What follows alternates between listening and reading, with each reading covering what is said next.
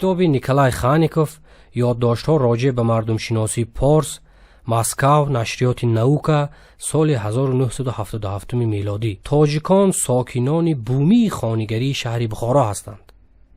نامواژه تاجیک در آثار عتیقه یونانی شکلی تدیکشی را داشته است. قبیله های گوناگون که از این سرزمین های گسترده و کوه های بیابانی گذر کردند، ساکنان شهرها و دیهات یعنی تاجیکان تنها از تعداد ناچیز آن قوم پرشمار به حساب می روند که از زمانهای طولانی صاحب این سرزمین بوده است.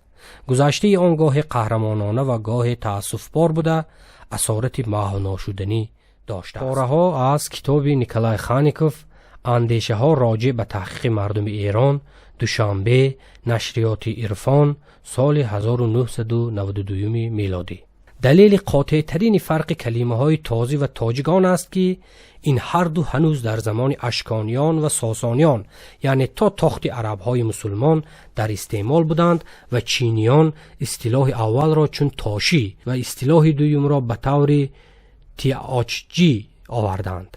ولی اگر کلمه تاجیک برای پارس ها چون سلبی یا بنی سلیب برای عرب ها افادهگری تعلق بدین بود، پس معلوم که در دوره اول گسترش اسلام نه نوگرویدگان آیین اسلام و نه آنها که به آیین آتش پرستی صادق ماندند و برای این دوچار تعقیبات شدند جرأت نمی کردند تا خود را به این اصطلاحی برای غاصبان متنفر نام ببرند. سبب عدم این اصطلاح را در آثار مؤلفان عرب قرنهای اول هجری و باز پیدا گردیدن آن را در زمانی که اسلام به درجه نیرو اندوخته بود که نام مذهبی به اسم خلق تبدیل یافته به آن خطر بیاورد من در همین میبینم. ولی نوبسته به آن که در طول 13 عصر تاجیکان معتقد به اسلام بودند، این دین نتوانست رسم عنعنوی آتش پرستی را در بین مردم تاجیک پره از بین ببرد. اینک گفته های بالا گمان میکنم اساس میدهند که به خلاصه زیرین بیاییم.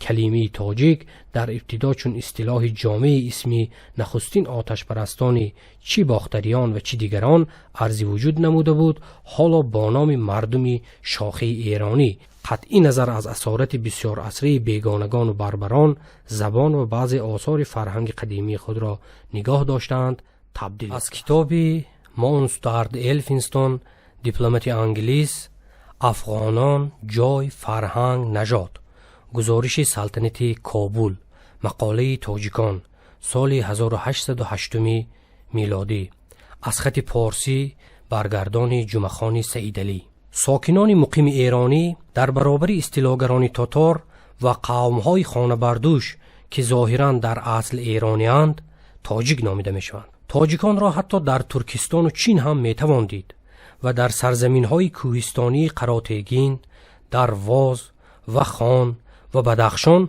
حکومت‌های علاهده دارند.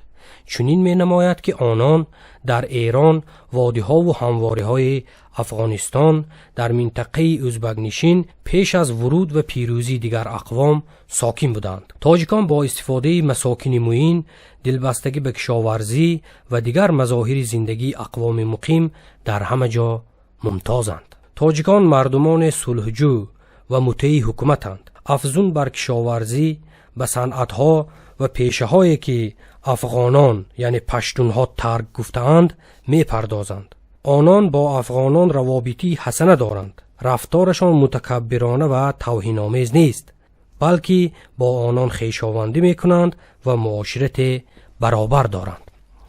شماره تاجیکان در شهرها بسیار است و بخش عمده جمعیت اطراف شهرهای کابل، قندهار، هرات و بلخ را تشکیل می‌دهند. آنان یعنی تاجیکان که جامعه های مستقله دارند در نواحی دور افتاده و دشوارگذر زندگی میکنند و با دیگران از چندین جهت فرق میکنند. پاره ها از کتاب یگور کازیمیرویچ میندورف، پوتشیستوی از اورنبورگ و بخارو، سیاحت از اورنبورگ به بخارا، 1826 میلادی، شهر پاریس. تاجیکان به تجارت مایل دارند. آنها به عملیات تجارتی خود آنقدر سعی و تلاش میکنند که در زندگی هر روزه به صرفه و سرشتکاری رعایت نمایند. این سبب شد که بخارا اساساً به کشوری تجارتی مبدل شده است. چهره تاجیک همیشه در خود افاده فروتنی و حلیمی و بی‌آشوبی و آرامی را داراست. تاجیکان خادمان دولتی، فعال، زحمت دوست بوده و هنرهای گوناگون قابلیت و استعداد دارند.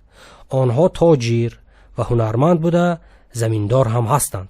حیات کوچمنشگی ندارند. بیشترشان خوانده و نوشته می توانند و متمدن ترین قسمی اهالی بخارا را تشکیل می دهند. تاجیکان مردم کارشناس، مهنت دوست و هنرمندند. بیشتر به کشاورزی، کاسبی و تجارت مشغولند و به حیات کوچیان توجه ندارند. بیشتر آنها باسواد بوده، ساکنان متمدن آسیای مرکزی می باشند. تاجیکان تا جایی به من معلوم است در کره زمین یگانه نمونه موجودی ثابت قدم، خلق استادگر شناخته می شوند که به ضدیت‌های طی 100 ساله ها به آنها رسیده، نگاه نکرده، با رخنه باز راه خود را یافته برقرار گردیدند. از روی ساختار سری تاجیک نمونه بهترین عالی همتی و خرد بوده، همزمان باید اعتراف نمود که آنها دارای قابلیت فوق‌العاده معنوی پاره‌ها از کتاب نیکلای خانیکوف، توضیحات درباره بخارای خانی، سال 1843 میلادی. زبان پارسی زبان نهایت نفیس و نظم عالی است. تاجیکان خلق نهایت مشهور و خیلی گسترش یافته شرقند. تاجیک واژه خیلی قدیمی است و از تاج و تاجدار سرچشمه گرفته است. با نظر داشت صفات‌های والا، چهره‌های بس زیبا، حصه بزرگ آنان در رشد تمدن بشری، این قوم بزرگ سزاوار نام تاجدار است. آنها روحاً و جسماً توانا بوده، همه گونه دشواری را با آسانی پس سر میکنند و همیشه میل به کار و آفریدگاری دارند و زیبایی پرستند. چهره تاجیکان زیبا بوده، آنها قد بلند، سپید پوست، موی چشمانشان سیاه است و لباس شینم دارند. در مجموع زندگی تاجیکان با نزاکت است. تاجیکان کنونی یا به عباره دیگر همان پارس ها قوم شگفت‌انگیز زیبایی می باشند، با چهره بی نهایت زیبا و گرد، با خطهای درست، ابروان سیاه، چشمهای سیاه کلان یعنی چشمهای غزالی دارند که در بین مردمان مشرق زمین نشانه زیبایی استثنایی به شمار می روند. رنگ موی سر و صورت آنان مشکی و اغلب بلند بالا و رشید بودند. تاجیکان دارای دیدگان درشت و تیره، بینی خوش فرم یعنی خوش طرح، دهان فراخ، پیشانی پهن و باز و به طور کلی ساختمان و استخوانبندی آنها درشتر از ایرانیان باختری